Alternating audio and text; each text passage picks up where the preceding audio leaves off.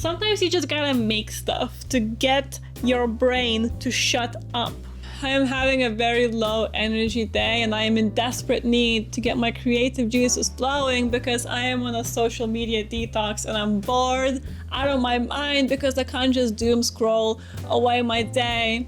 So I rummaged through my little pile of clothing that needs upcycling and I found the perfect item to upcycle. Dress shirts are the easiest thing to upcycle because they already have a bunch of structure in them and they're non-stretchy. So let's see what I can come up with. Unfortunately, the first thing you need to do is iron the shirt if you want your cuts to be straight and your seams to be nice and neat. Cropping it is the easy part. You just measure how short you want it and add extra seam allowance and just cut straight across. Now technically you do want to have like a little curve in the back there to make it look more professional and correct, but I don't have time for that.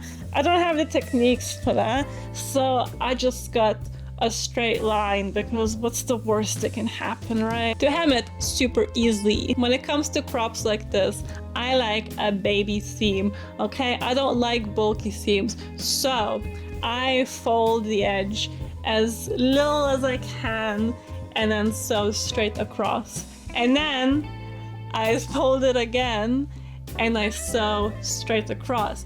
That way you get a very nice baby seam. I love baby seams. I'm not sure if that's like the official way of calling that seam, but I think it's adorable, so we're going to stick with it. Let's make it a little bit more edgy and cut off those sleeves too, which is easy enough. You just cut the sleeves off and then you hem both parts the same way as you did the shirt. Obviously it's a dress shirt, so the sleeves will be very wide on you because you need to be nice and comfortable when you're working your life away in an office. All you gotta do to fix that is sew a straight line to make it a little bit more narrow, just enough to hold on to your arm without falling off, but not too tight so that you can move your elbow around. You should also add a zigzag stitch to prevent fraying and cut off the excess. The easiest way to make both sleeves equal is to use the piece that you just cut off as a guide. The guide is the cut line, so make sure that you sew a little bit further away from it. And that's what it will look like in the end, something that won't fall off unless you want it to. I also didn't like how wide the shirt was, so I wasn't sure how to fix it, so I kind of just cut off a little bit of that excess fabric after sewing it down with a straight stitch. I can't believe that actually worked, although I feel like that says more about my confidence in my sewing than how difficult it actually was, because that was pretty self-explanatory. Who needs professional training when I can just experiment and figure it out myself?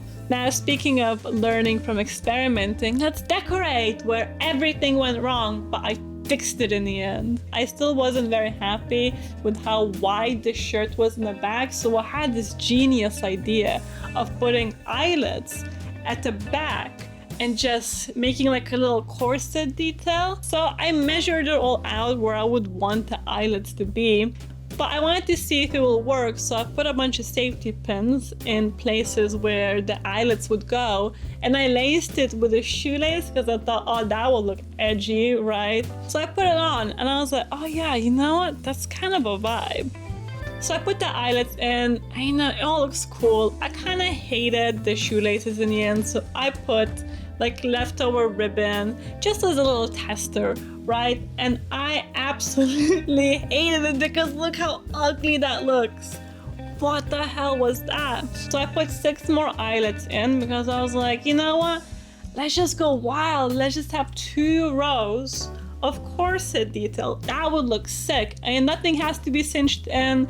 It will look cool. I grabbed some red ribbon. Don't forget to burn off the ends of the ribbon so it doesn't unravel.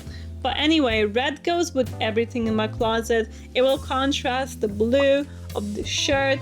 It looks so good. I'm so happy I went with this idea.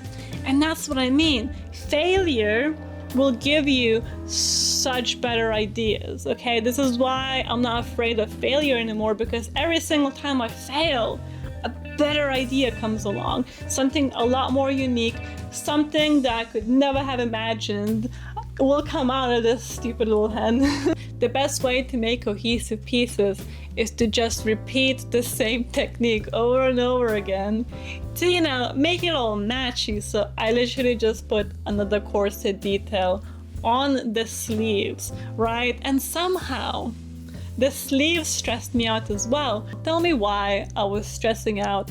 Because one of the eyelets on one of the sleeves was like 2 millimeters off. Realistically, who's gonna come up to me and say, oh my God, I love your shirt, and then inspect every single detail and say, actually, this is 2 millimeters off, so now I think it's ugly. That would be such weird behavior. That would be stupid. That would be crazy. So I don't know why I was stressing out so much over such a little detail that no one will ever notice. And then I repeated the same exact thing on the pocket of the shirt because I was just tired, man. I just wanted to go to sleep. I wanted to finish this piece. This was supposed to be something calming to get my creativity back on track. And all I did was stress out about these small details. But hey, in the end, look how cool this piece turned out. Such a simple design, right? Such simple details, but it elevated this into something that I will be proud to have in my wardrobe. I was gonna make the sleeves attached, but then I thought I could use this as fingerless gloves, right? It will look so cool in photo shoots. So I didn't attach them to anything. So now I can just look cool and edgy for the photos, and then when I'm ready to just be chill and walk around London, I can just pull them back up because they don't fall off because they're nice and tight on the cuffs. Lovely. While this project was quite stressful, I learned way more than I thought I would, not just technique-wise, but mindset shift-wise. That was insane. I literally have like 2 other projects ready to go because I'm fired up. I want to make more stuff. I want to fail more, which is a wild thing for me to say because I'm such a massive perfectionist, but I'm excited. Obviously, I will show you everything, so subscribe if you want to see the chaos. Thank you for watching this one. I know this was a bit more yappy than usual, but I hope you enjoyed because I loved it.